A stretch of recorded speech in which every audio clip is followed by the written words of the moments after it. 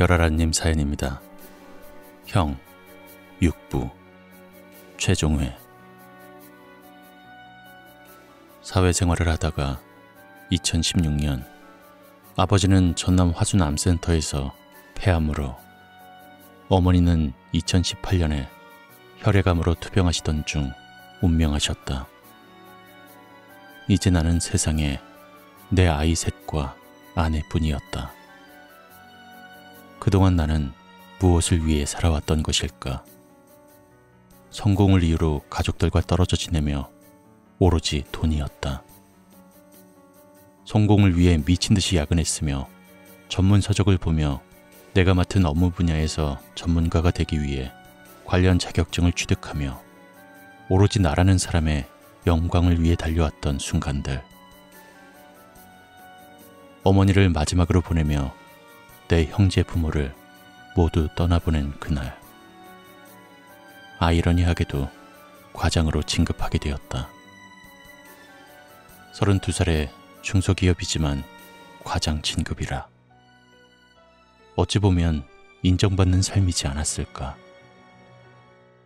2012년에 전역한 후 한 회사에서 근무하며 6년여의 시간 동안 반장에서 대리로, 그리고 과장으로. 나라는 사람은 성공했던 삶인 것 같았다. 하지만 그때서야 내 주변이 눈에 보였다. 이렇게 살아가는 게 내가 살아가는 이유인 걸까? 가족들에게 돌아가고 싶었다.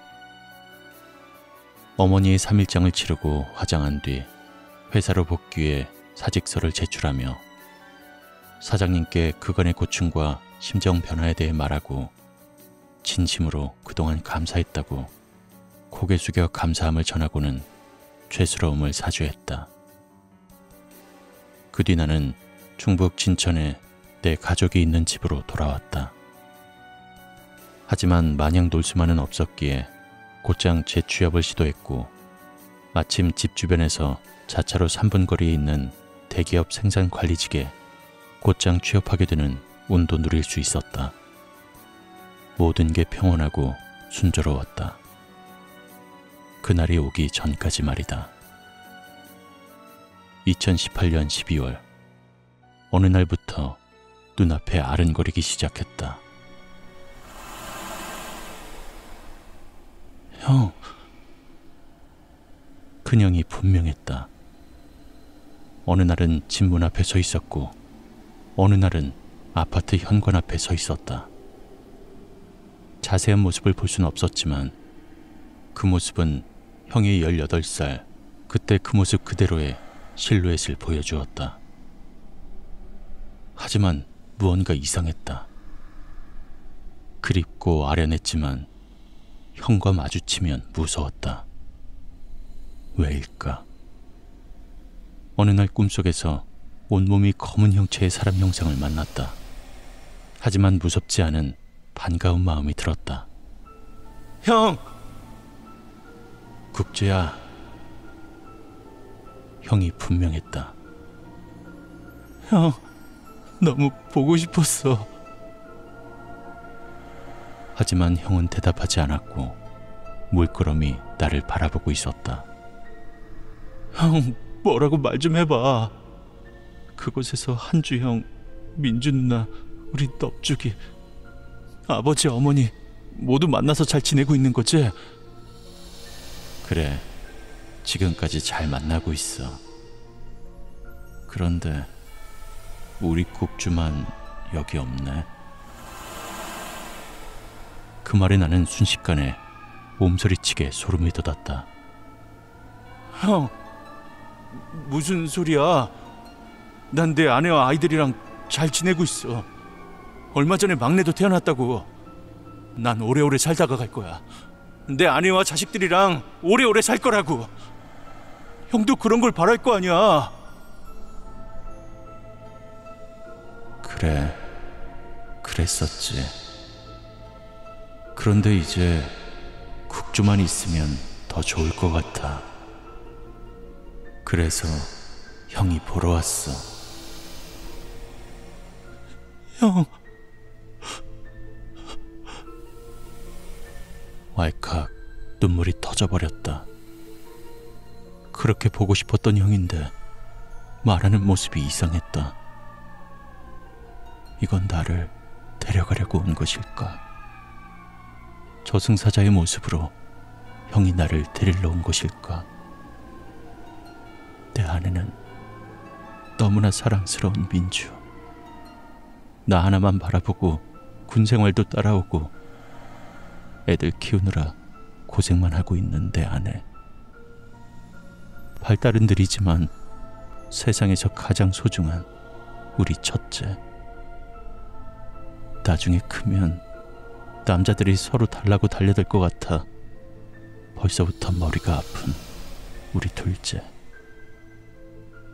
조그마한 게 뭐가 그리 좋은지 방실방실 해맑게 웃고 있는 우리 셋째. 이제 그만 내려놓으라는 걸까? 그저 눈물만 흘렀다. 여보. 그때 무언가 나를 불렀다. 아내였다. 꿈속이지만 분명히 느껴지는 그 목소리에 나는 서서히 나를 바라보고 있지만 흐려지고 있는 형의 모습을 바라보며 꿈속에서 깨어났다. 여보, 왜 이렇게 울어? 괜찮아? 어디 아픈 거 아니야?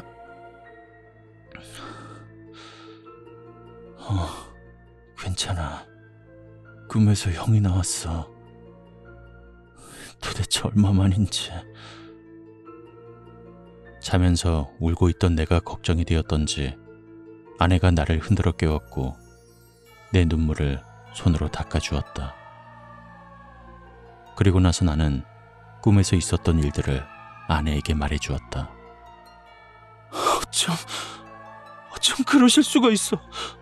어쩜 안 돼. 아내는 내 말이 끝나자마자 화가 많이 난 얼굴로 원망 섞인 한탄을 내뱉었다. 슬퍼하는 아내를 뒤로 한 채 나는 멍하게 지내는 나날이 많아졌다. 그리고 어느 날부터인가 나는 내 방 밖을 나가는 것이 두려워졌다. 이유는 알 수가 없었다. 방문 앞에 무언가 분명히 존재하고 있는 게 느껴졌다. 나가면 안 된다. 절대로. 나는 회사에 휴직기를 신청한 뒤 방 안에서 두문불출한 채 지내고 있었다. 몸은 말라갔고 일주일째 자고 싶어 잔 적이 없었다. 버티고 버티다가 기절해서 잠드는 나날들. 무서웠다. 내가 내 집에서 내 방문 앞을 나가지 못하고 있는 상황이었다. 무언가 검은 존재가 내가 나오기만을 기다리고 있었다.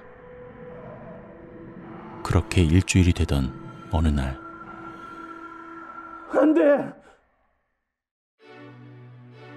방문 앞에서 찢어지는 듯한 고함 소리가 들렸다.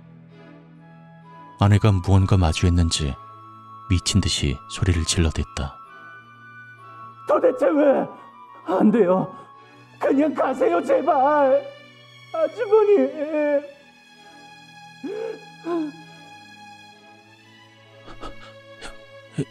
형이야? 여보, 형이 왔던 거야? 그때 아내가 깜짝 놀라 다시 소리쳤다. 여보, 나오지 마. 안 돼. 형이 왔어. 날 보러 왔어. 여보. 거의 넋을 잃고 정신을 놓은 듯한 내 목소리에 아내가 엉엉 울며 소리쳤다. 아주버님이 원하는 게 이런 거였어요? 왜 이러세요? 이제 겨우 아픈 아이들 이만큼 낫게 해놓고 이제 겨우 웃으면서 살아보려는데 왜 이러세요? 왜 이러세요? 왜? 저도 부모님 다 잃고 고아라고요. 제 아이들, 제 남편 빼면 세상에 아무것도 없어요. 당신 막내 동생, 제 남편도 저랑 자식들 빼면 아무것도 없는 그런 사람이라고요. 제발 그만하고 가주세요. 제발 그만하고 가주세요. 한참을 소리 지르고 윽박질렀던 것 같다. 아내가 한동안 조용해지더니 방문을 열고 죽을 가지고 들어왔다. 그동안은 방문을 살짝 연 채 물과 죽, 급하게 구해온 요강을 내 방에 넣어주며 방문을 크게 연 적이 없었고 그조차도 정말 순식간에 열고 닫으며 지나갔었는데 오랜만에 방문을 활짝 열고 눈물 가득한 얼굴로 나를 보며 안겨들었다.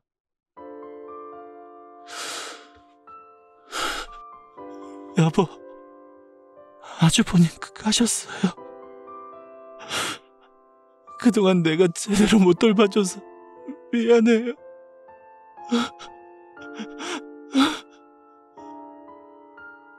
무슨 소리야? 형이 갔다니 언제 왔었어? 사실 최근에 느꼈던 공포와 두려움이 시작된 그날부터 아내는 내 방문 앞에서 무언가 존재하는 것을 보았다고 했다. 하지만 아내도 두려웠고 그 존재를 무시해야겠다는 생각에 모른 척하고 지냈지만 날이 갈수록 악화되는 나의 모습과 선명해져가는 그 검은 존재의 모습이 비로소 오늘 뚜렷해져 그 모습을 확인할 수 있었다. 그 모습은 내가 항상 앨범 속에 간직하며 알려주었던 큰형, 대주영의 모습이었다고 했다. 왠지 선명해져 또렷해진 그 모습을 보고 불길함을 느껴 다짜고짜 안 된다며 제발 우릴 놔두라며 울고불고 때를 써댔다고 했다. 그런데 형이 사라지며 이상한 말을 남기고 떠났다고 했다. 여보, 그런데 아주버님이 사라지면서 이런 말씀을 했어요. 뭐라고 하셨어? 즐거운 날, 웃고 싶은 날, 막내 녀석을 데리고 함께 다녀오라고, 좋은 일이 있을 거라고, 막내가 당신을 쏙 빼닮아서 그런지 예쁘다고, 행복하라고 이야기하시곤 사라졌어요. 뭐? 그렇게 이상한 꿈과 이상한 일이 지난 후 나는 거짓말처럼 건강을 회복했고 무슨 일이 있었냐는 듯이 일상을 되찾았다. 2019년 어느 날, 야, 오늘 왜 이렇게 운이 좋지? 마트에서 장을 보다가 경품 추첨한 곳에서 경차에 당첨. 둘째 딸의 선천적인 질환이 깨끗이 완치되었다는 병원 결과. 첫째 아이가 또래의 아이들과 1년차 정도밖에 안 날 정도로 지능이 좋아졌다는 대학병원의 말. 아침부터 지금까지 즐거운 일 투성이었다. 그날 나는 아무 생각 없이 막내 하원을 위해 어린이집에 들렀다 되돌아오는 길에 복권집에 들러 5,000원짜리 로또 자동 한 장을 사왔다. 오늘은 뭐가 돼도 되는 날이다. 그동안 복권 한번 사본 적이 없던 내가 무슨 바람이 불었는지 5,000원짜리 복권을 샀다. 그동안 복권은 어차피 안 될 거, 돈 낭비라 생각하며 사지 않았던 것인데. 그리고 그 다음 날 추첨.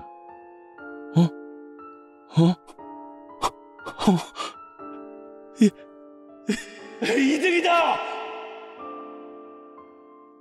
나는 로또 2등에 당첨되었다. 그런데 아내가 이상했다. 즐거워는 했지만 놀라질 않는 것이었다. 여보, 2등이야, 2등! 이게 얼마야? 여보, 축하해요. 정말 좋다. 뭐야? 방방 뛸 줄 알았는데 별로인가 봐. 이거 나 혼자 다 쓴다. 그러세요. 방긋 웃으며 그러라고 말하는 아내가 이상했다. 진짜 뭐야? 왜 이렇게 시큰둥해? 사실 나 어제 당신이 막내랑 복권 사왔다고 할 때부터 될 줄 알았어요. 무슨 소리야?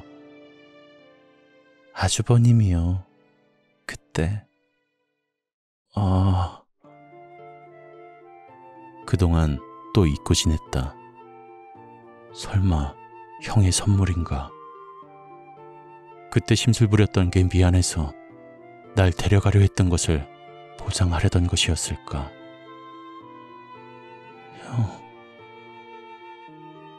형이 준 선물이구나. 괜히 또 눈물이 흘렀다. 오늘은 닦지 않고 흐르는 눈물을 그냥 내버려 두고 싶었다. 지금까지 유년 시절부터 성인이 될 때까지의 여정을 써보았습니다.